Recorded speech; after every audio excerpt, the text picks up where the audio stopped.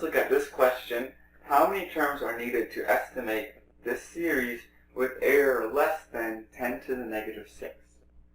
So the question is asking, how many terms do we need? So let's say that we take n terms to approximate this series. So we're going to take the first n terms of this series and add them up, right? And we're going to say, how far off are we from the actual value of this series? Now, we have some notation for that, and that error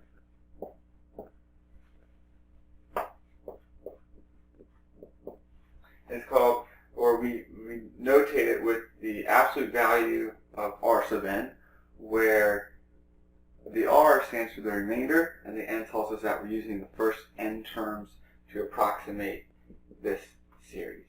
So the error is equal to the absolute value of r sub n. And now this is an alternating series, and so we know for an alternating series that the absolute value of r sub n is actually always less than or equal to a sub n plus 1, right? A sub n plus 1 would be the absolute value of the n plus 1 term of this series, right?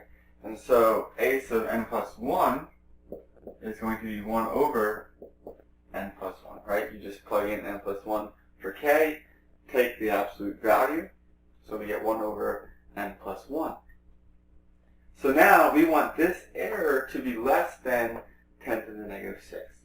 So let's just stay on the safe side, and we'll set the 1 over n plus 1, right? This is our error.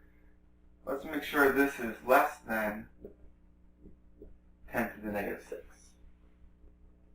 Right. And now 10 to the negative 6, let me just rewrite this real quick. Right? This is 1 over 10 to the 6. Right? And now I can see here I have 1 over n plus 1, which is less than 1 over 10 to the 6. So that tells me, right, if I think of flipping this fraction and flipping that fraction, I would flip my inequality as well.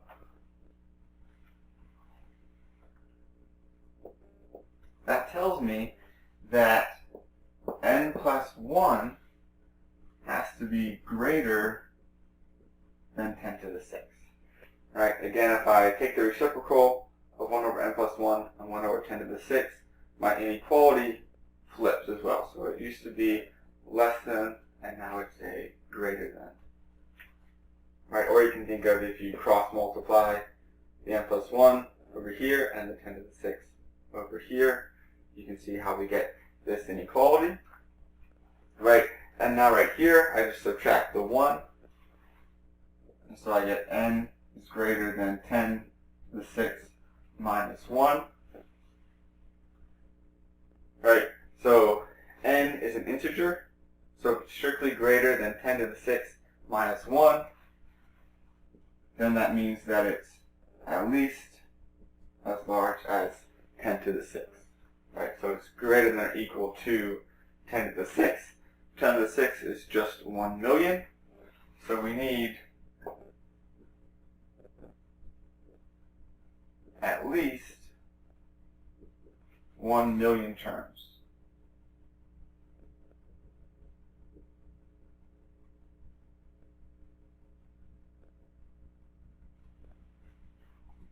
So there you go.